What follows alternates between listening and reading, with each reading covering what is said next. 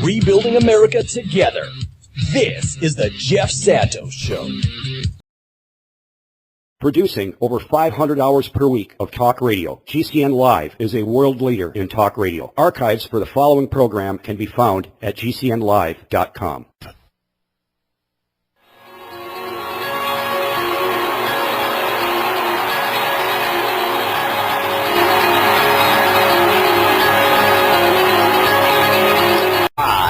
From the palatial studios at Emerson College in beautiful downtown Boston, this is the Jeff Santos Show on the Revolution Radio Network.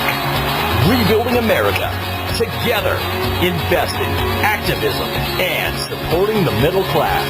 Now, here's Jeff.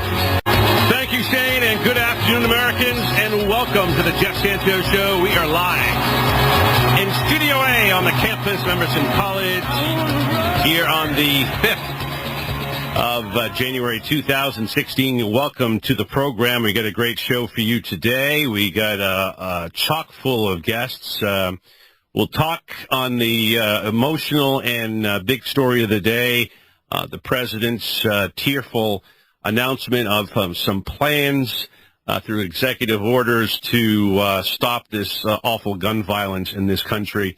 We'll get to that a little bit later, but we'll focus our attention with our good friend Mark Taylor-Canfield on the city of Seattle and the rising rents, the focus on education that the state Supreme Court has fined the legislature for not finding a way to pay for a good, safe, and effective school system.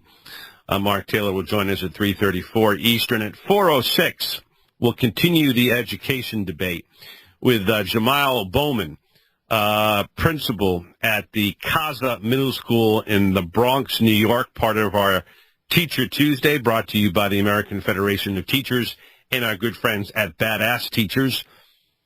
We'll talk at 4:30 on an issue that, once again, in the news, that is, of course, Middle East peace. So that's what we'll talk about with Lawrence Corby. He has his thoughts, as I do, on where the American policy should be, and that is should be as a moderator. We'll also talk about guns and Bernie Sanders, who had a big press conference today in New York on Wall Street reform, ATM fees, and a whole slew of other things. We'll talk with Neil Soroka, Communications Director for Democracy for America, at about 5:07 today. And then Robert Craig will join us a little earlier at 5:23.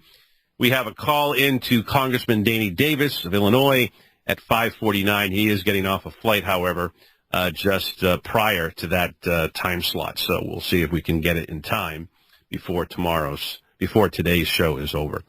844-3-SANTOS, same phone number as usual. We'll also, of course, take your emails, Jeff at revolutionboston.com. Check us out on Facebook and Twitter at Jeff Santos Show. And we have the numbers, folks.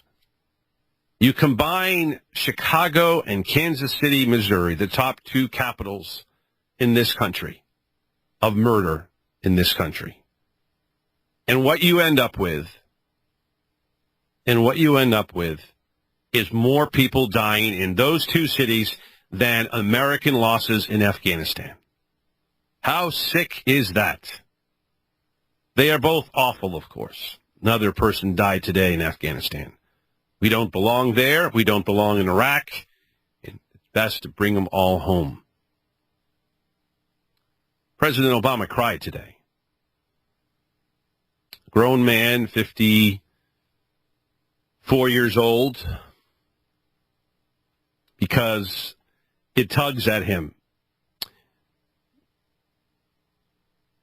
When in 2012,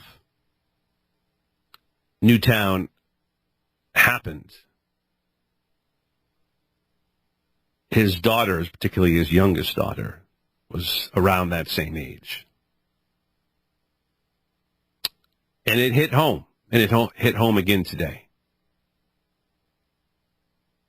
And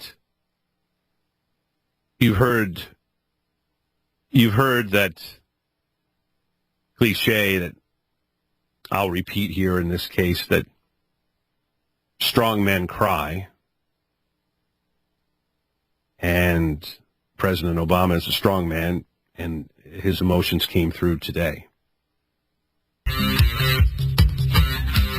Welcome back. It is indeed the Jeff Santos Show. 844-3-SANTOS, the phone number to join us. Our next guest comes to us from the great city of Seattle, which is undergoing a lot of changes in the Pacific Northwest. No longer just a grunge town with a lot of wannabe musicians. It has become a very wealthy city with a lot of folks working in the high-tech area, particularly in and around Microsoft. And here to talk about it is our good friend, a regular here every Tuesday, a great journalist, an independent journalist working for a lot of different folks. Our good friend Mark Taylor-Canfield joins us. Happy New Year, Mark. Hey, Happy New Year to you and everyone on the Revolution Radio Network. Good to speak to you from Seattle, where we got a little tiny bit of snow over the weekend. It lasted about a half hour, so that was our winter snow in Seattle. As I said before, it's about as rare as a good New York pizza here. So that was it. Well, we all like a good New York pizza, that's for sure. And we're used to snow here in the Northeast, and we're anticipating a bigger storm or two or three. Hopefully not as much as last year, though. I introduced it that way because we talk in the morning or have an email or text exchange, Mark and I. And Mark talked about the idea of how the rent, or as our friend in New York City, the rent is too damn high. And that is really shocking to those who are from New York or Boston or San Francisco or some of the more wealthy places that you look at when you think of movie stars and Wall Street folks and so on and so forth. But Seattle, once the haven where I know Nirvana and the band making a few bucks here and there, lived in some really cool places in Seattle, no longer the case. So tell me what has happened and what can be done about the high rents, the condos that have gone up all across the city of Seattle, my friend. Well, Jeff, I think people in Seattle are sort of in a quandary, including our own city government and the county commissioners from Martin Luther King Jr. County, because they've had to declare a civil emergency due to the increase in homelessness. There's over 10,000 people without permanent residence in Martin Luther King Jr. County, which includes Seattle and the local metropolitan area. So the question is on everybody's mind. It's on the mind of our socialist city council member, Shama Sawant, who's been pushing for some form of rent control in Seattle. But unfortunately, in order to do that, the city council would have to do an end run around the Washington State Legislature, which has banned any form of rent control in the state.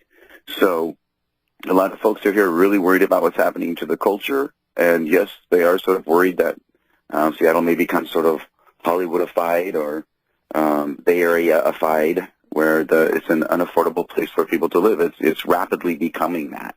And it has had an effect on the local music industry, on the artist community. There's a lot of struggling independent actors, musicians, artists in Seattle who just are finding it too expensive to live here anymore. So a lot of them are moving to outlying areas.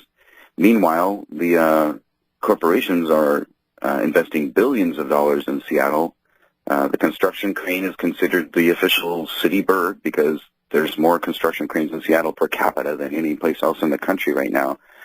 And nobody really knows what to do. The activists have been marching in the streets and calling for some kind of affordable housing programs.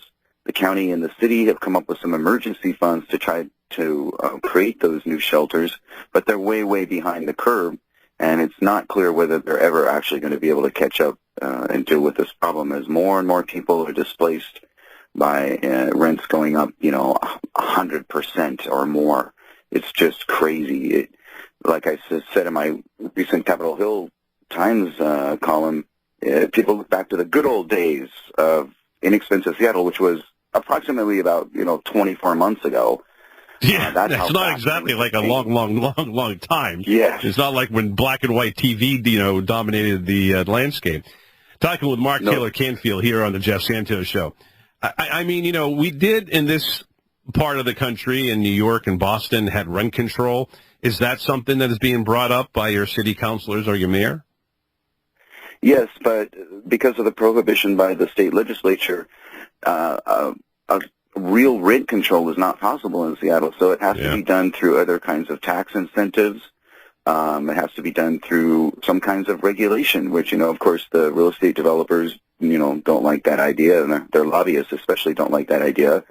There was a debate between our local progressive city council member, Nick Licata, who unfortunately is retiring this year, along with Jim McDermott, actually. Yeah, I want to talk a little bit about that, too, when we get a chance. Great advocates for single-payer and anti-war and so forth. I mean, is there any hope that, that the federal government, can step in? What does Governor Inslee think about this? What are you hearing from your top officials politically in the state and in Washington, D.C.? Well, Governor Inslee and the state legislature have their hands full with this contempt of court finding by the state Supreme Court because of their lack of funding for public education. So we have a new legislative session that will be starting on January 11th. There are continual editorials all over the area about the lack of movement on this issue by the state legislature and the governor. They refuse to call a special session, so they're waiting until January 11th to even consider this problem. Meanwhile, $100,000 are accruing every day as a fine against the state legislature from the state Supreme Court because our state constitution requires adequate funding for public education, and the state Supreme Court has found that the funding process, the levy ballot issues, which have to be passed in each district to raise money for the public schools, is, quote, unconstitutional, according to our own superintendent of public instruction. So I think Governor Inslee has some other things on his mind right now. And in terms of the rent control issue, you have, like I said, folks like Nick Licata, one of our most progressive activist city council members of all time. He's been there forever. He's retiring, so we're losing a good advocacy voice for the poor and disenfranchised in Seattle there.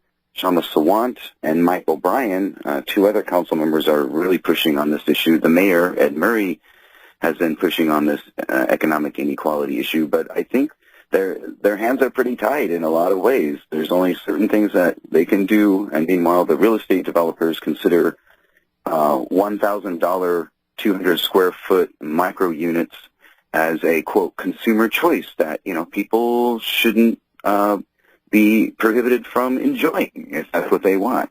And, so there's a situation in Seattle. The real estate developers and the major corporations, Amazon has taken over so much real estate in Seattle that you can't avoid the Amazon logo no matter where you go in downtown Seattle. They have so many buildings that they're either renting or building right now. Let me stop you there. What are they doing in terms of providing jobs for those in Seattle, whether these are folks who are working poor, whether they're working class, middle class, and I know that they import a lot of people from, all parts of the country. I mean, obviously they're a well-known company, and they are putting money into a lot of different parts of their operation. But are they hiring people from Seattle or from the metropolitan area in King County? Well, the IT and the biomed companies, which are really, really busy in Seattle right now in terms of development, are actually hiring a lot of folks from South Asia. And that's been a big influx of software engineers and technicians from that part of the world. But in terms of the local economy, well, Amazon has actually been criticized in national media, including an article in the New York Times in terms of some of their employment practices. So they're under some pressure here.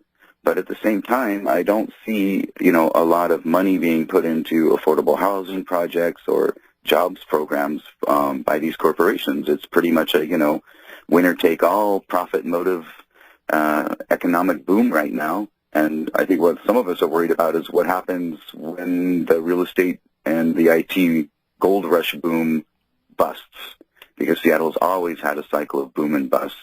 We saw that happen with the .com boom and bust. We've seen it happen in the aerospace industry over and over. So people are worried about what's going to happen when you have, thousands and thousands of new condos built that are too expensive for anyone to live in, and the economy goes sour again. It's not going to be a golden road forever. We know that. And in the meantime, our economic and cultural milieu here is really being stirred up in a way that I've never seen before. We're right back with our good friend Mark Taylor-Canfield. It's the Jeff Santos Show. Back in a flash. Connect on Facebook. Jeff Santos Show.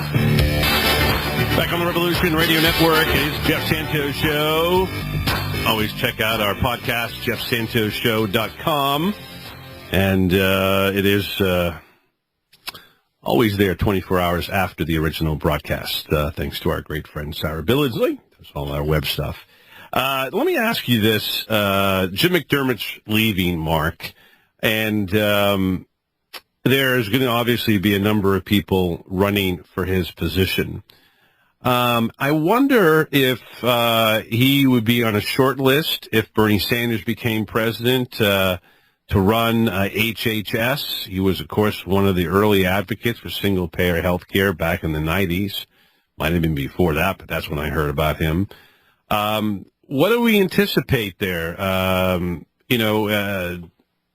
Does everybody want to run for that seat that's a good progressive in the Seattle metro area?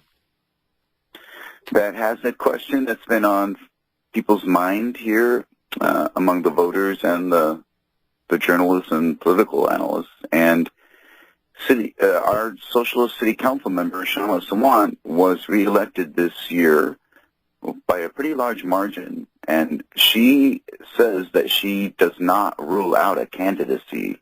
So she doesn't, unfortunately, she doesn't live within the 7th district, the 7th congressional district right now, but, in Washington State, they're not required to live in the district they're seeking, so there's a possibility, and that could be a big platform for her very progressive and socialist points of view.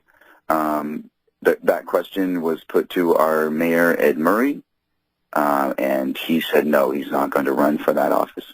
But it does open the door for a lot of new candidates, and we saw that happen with our city council races because of this new redistricting where folks are serving at large now, or serving actually their neighborhoods for the most part. There's two at-large candidates. So that shook things up. There were a lot of new faces in politics because of that in the city. So that may also happen on the congressional side of things. And it would be really interesting to see what would happen if Shama Sawant ran for a U.S. Congress. It would be, she's like another Bernie Sanders in terms of sort of stirring things up. Jim McDermott has been one of the most progressive members of Congress ever, and of course was infamously referred to as Baghdad Jim back in the days when he was trying to stop this war with Iraq. And the only issues that he ever ran into problems with in the local area was some of his past support, like many of the Democrats, of some of these international trade agreements. So on that issue, he did receive some criticism from most of the progressives in the area. But other than that, he has been an amazing, proponent of single health care, being a medical doctor himself. And he's also been really out front on a lot of issues of peace and war, education, a lot of the most progressive issues. Jim McDermott has been out there in front. And also people should realize that, he does represent the Seattle metropolitan area and is often elected with 80% of the vote. So that's the thing that, is going to be interesting, because he has a good portion of King County, and the other rep gets the smaller version. Is that how it's different than your socialist city councilor? Is because it's part of King County that he represents, right? Yes, but mainly the Seattle area. So it's all blue here. I mean, he has never had a serious challenger. He just constantly, the Republicans don't even want to run against him. That's how bad it is, or how good it is actually for the Democrats in this area. But it's going to be hard to replace such a very outspoken progressive voice.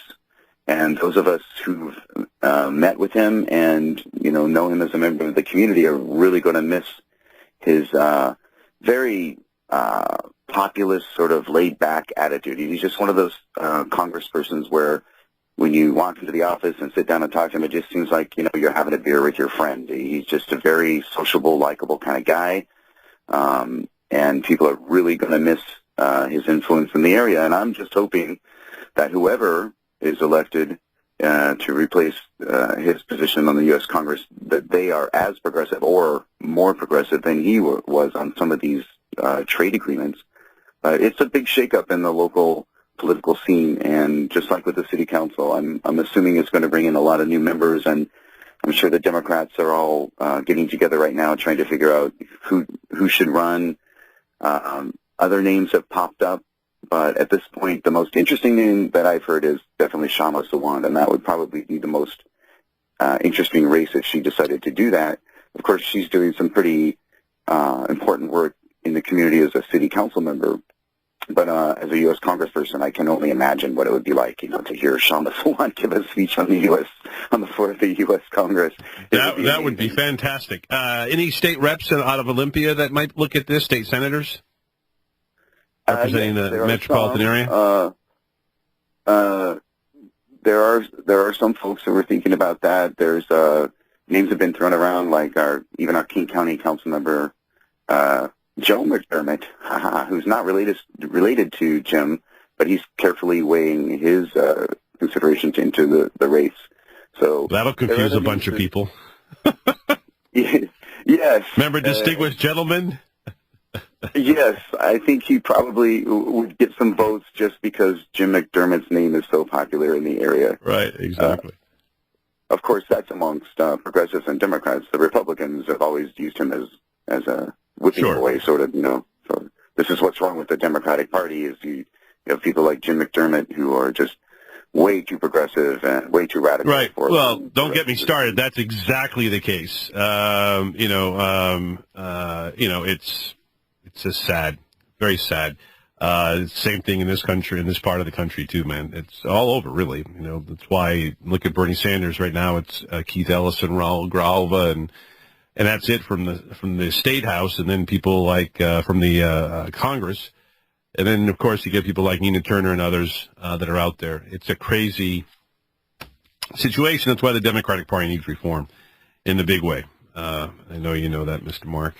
Any final thoughts, my friend? No, I'm looking forward to 2016. 2015 was actually a good year for me because I'm writing at the Capitol Hill Times, the Seattle Star, and working with this new independent network, Democracy Watch News. But as far as a lot of the local residents of Seattle, it's been a tough year, and it doesn't look like it's going to get any easier economically in 2016. So even with this phasing in of the $15 an hour minimum wage, it doesn't look like it's going to be able to keep up with the increase in rent here. So it could be a tough place to live, but I'm going to stick with it and do the best I can in the Northwest, in the great Thank you, Mark. Well, you do it, and see if you can get some rent control or some sort of rental ease anyways. All the best. We'll talk to you next Tuesday, my man. Okay, take care, Jeff. See you next week. Talk to you next week. It's Jeff Santos Show.